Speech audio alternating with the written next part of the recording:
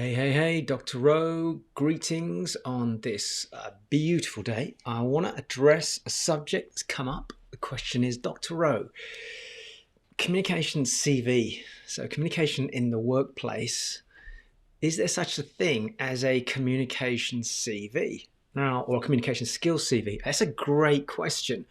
And in reality, probably not. I mean, I've not experienced it in my own uh, journey through my career, but also in business. And that is like, oh, have you got a communication CV? Whereas they are looking inside the CV and in the interview with you to find out whether you have communication skills appropriate to the role. That again will depend on the actual business that you're going into, the job that you're going into. Are you going into sales? Are you going into presenting? Are you going into management? If you're, for example, somebody that sit as a data processor on a computer, that may not necessarily require at the interview level or even at the CV level for you to kind of sell your communication skills. Whereas if you're going into a role that involves you going out, meeting people, presenting, bringing teams together, pitching ideas, etc., of course, communication skills play out massively. So the answer, I believe, is probably no, but this doesn't mean to say that you can't incorporate within your CV my communication skills. So there's a section in there that categorically speaks to this very subject. So on that note, let's assume that's happening. What I want to do is actually pull up some suggestions from me to you. And bear in mind that over the years, I've worked both in the corporate environment, on a personal level with entrepreneurs launching businesses, running businesses, managers, seniors, senior exec, etc., CEOs, even to the point where I sat in on boards and been part of the facilitation of the best form of communication that can take place. Let's tackle that head on. Right. So I want to simplify this. Look at it like this. If you are going into a job and it's a job interview looking into, or you're thinking of potentially progressing up through the company and you want to take on a more senior role, then the first thing I'm always considering, or if you happen to be going out into the space where you're going out to a meeting, but I want to bring it back to the communication in the workplace, that is, what's the outcome of the person that you're talking to? So let's say you're being interviewed or your boss is looking to bring somebody up to a more senior role.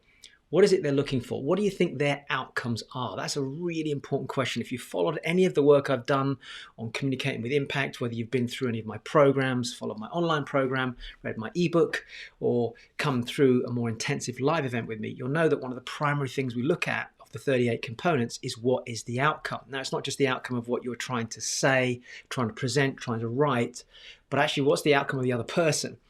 Because remember, ultimately, to get the best communication flow between two people, you need to match what you're saying with what they want, but equally, you've got to get your message out there as well. So, big question. If you're going into a job interview, what is their outcome? Are they looking for somebody that has a calm level of communication, a great way of managing conflict, keeping people in a sort of calm place because it might be maybe a high stress job? Or are they looking for somebody that's quite articulate in the way they communicate? They're quite overt. They're not afraid to get up in front of any situation and communicate a message. Let's say, for example, sales, taking a product and being able to communicate that message to a client, to customers in such a way that it captures their attention. It creates a great picture of the value of the product, what the product offers. Or is it you're being interviewed to come into a role at a more senior level where you're having to manage people, and part of that process is being able to communicate maybe the values and the messages from above, possibly from the board and your senior management, and you've got a message that you can communicate that down into the teams below you. So that's really important. I think the more you can get insight prior to an interview or whatever situation you're going into, if you can understand what they would look for, what they're wanting, what the outcome they're wanting from you going into that role, then I would tailor the CV or the communications element of the CV to fit that. Now, when it comes to selling yourself, don't just think about the corporate world. A lot of people go, oh my gosh, I haven't had a lot of communication experience in the job that I'm in. I'm fairly new to it. But what if you've had life experiences where you've been communicating? Have you done any talks? Have you been doing anything to do with presentations? Or do you work for a charity on the side in your part-time where you're responsible for going out and meeting people, for selling the charity ideas or raising money, for example? They're all great communication skills. Have you been out in the past and given lectures? Maybe you deal with conflicts. It might be you're somebody within your family environment that you often have brought in. You're sort of this steadying anchor, if you like, in the storm. that is able to communicate a calm message amongst people and brings everybody together. And often we forget to look for those things because we just do it as part of who we are as a person in our personal life, come into our career and we're head down doing our job. But we forget to bring those skills into this place, or we forget to sell ourselves about those skills. This is what I do. I'm great at this. It works in two ways, really. It works both on a personal level and a professional level. For example, in my family or in my community or in my church or whatever it is you do, maybe you run an organization or something, privately outside. So look at any personal situations where those skills are strong. I would highlight them and then try and pull out the key elements of those communications. Those of you that follow the CWI system, there's some great things you can pull from there. And then on a professional level, think about any situation where you've had to communicate. Oh yeah, I used to run meetings for my former boss. Okay, what kind of meetings were there? It was a team of 6, 5, 2, 10, 20. Some of the situations that arose involved conflict. It involved trying to get to resolutions. Often I was given complex descriptions of things that I had to then disseminate that information down into my team. Or I'm very good at taking a big, complicated idea and simplifying it so people understand that. For example, and then you give an example, there was this project, and I only had half an hour to try and get the message across to the board or to the customer or to my team, and this is how I did it. And try and give an illustration of how you like to simplify things, how you've used it.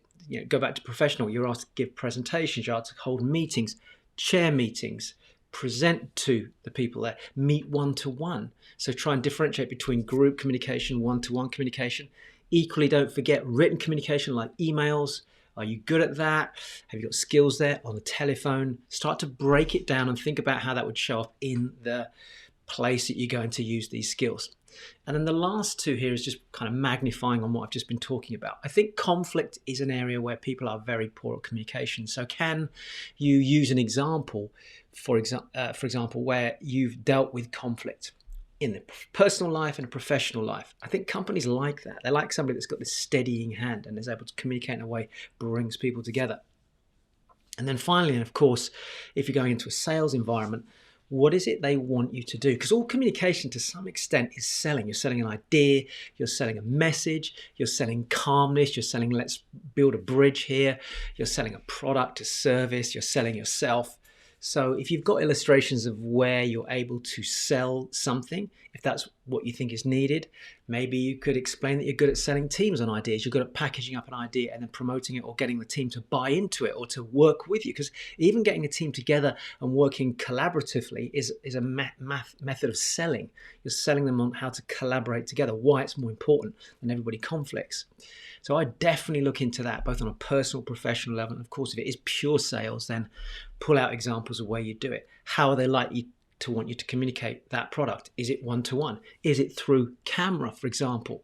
Is it through Zoom messages? Is it through going out to the client? Is it through getting people together in a room and presenting to them? And is it presenting with a flip chart? Is it presenting with slides? Is it on a big stage? Any information you can pull together and then simplify is a great way to add to that internal CV that might be sat there on your main CV. And that's it for now. Some great tools there. You can start cracking on with it, and I hope to hear back from you to see if you could be able to use these. And if so, it's always nice to see messages from people saying, "Oh, I used this in an interview, Dr. O, worked really well, thank you very much," or "I used this particular idea and I was able to build on it." So yeah, have a play. But remember to follow us on Instagram, on YouTube, obviously here on the Facebook page. Like us, give us a thumbs up, and keep an eye out for some of my future programs. We are looking at some point in the near future, possibly running another live event. So keep an eye out for that as well. It's Dr. O signing out.